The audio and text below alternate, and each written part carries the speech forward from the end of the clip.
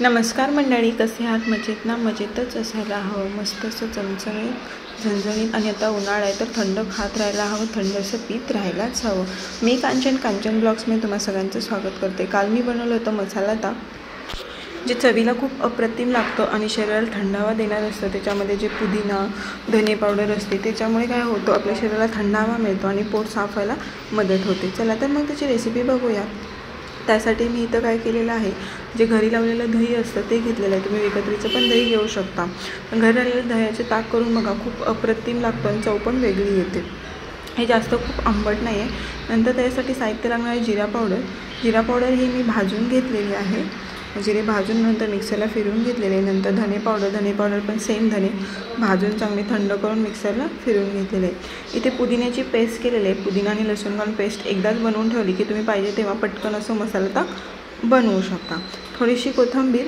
इथे माझ्याकडे सब्जाचे बी आहेत, जे मी 1-2 तास फक्त भिजवून घेतलेले आहेत सब्जाचे बी. ते पण मी ताकात टाकणार आहे. ते असेच पाण्यात मिक्स करून नाही पिणं होत, म्हणून मी ते ताकात टाकते. तर इथे माझ्याकडे थोडीशी खारी बुंदी होती, म्हणून मी ती पण घालणार आहे. आणि पण चव खूप अप्रतिम लागते.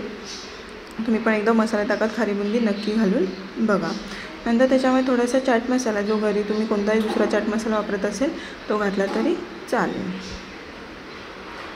आणि सेंधव मीठ नसेल तर आपलं साधं मीठ पण तुम्ही वापरू शकता. आता एका टोपामध्ये 3 ते 4 चमचे दही घ्यायचं. तुम्ही जर कांचनच्या ब्लॉग्स चॅनलला नवीन असाल तर शेअर करा, सबस्क्राईब करायला अजिबात विसरू नका आणि बेल आयकॉन दाबा, म्हणजे जेव्हा नवीन व्हिडिओ अपलोड होईल तेव्हा त्याचं नोटिफिकेशन सगळ्यात अगोदर ते तुम्हाला येईल आणि कोणताही व्हिडिओ मिस होणार नाही. 4 ते 5 चमचे मी दही घेतलेलं आहे. त्याच्यामध्ये जी पुदिन्याची पेस्ट होती ती घालायची. धने पावडर, जिरा पावडर घ्यायची. हे सगळं मी 1 टीस्पून टाकते. चवीपुरतं मीठ घालायचं, थोडंसं सेंधव मीठ घालायचं आणि थोडासा चाट मसाला घालायचा.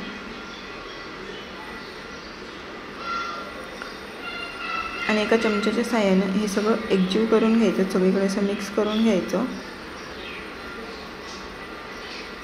आता काय करायचं, एका मिक्सरच्या भांड्यामध्ये हे घालायचं आणि 2 मिनटं फक्त मिक्सरला फिरवून घ्यायचं. जे आपण रवीने घुसळायची गरज पडत नाही. हे सगळीकडे मसाला मिक्स होतं, फक्त वरतून नंतर पाणी ओतायचं.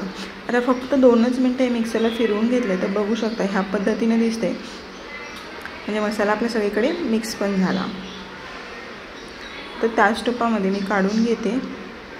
तर मिक्सरच्या भांड्यामध्ये थोडंसं पाणी घालून ते पाणी आपल्या ताकामध्ये टाकायचं. 1 वाटी दह्याला मी 2 वाटी जवळजवळ पाणी टाकले. माझं दही आंबट नव्हतं, मी 2च वाटी टाकले. जास्त आंबट असेल तर तुम्ही 3 वाट्या पण पाणी ह्याच्यात चालून जाईल. तर त्याच्यामध्ये सब्जा बी घातले, वरतून थोडीशी कोथिंबीर घातली बारीक चिरलेली,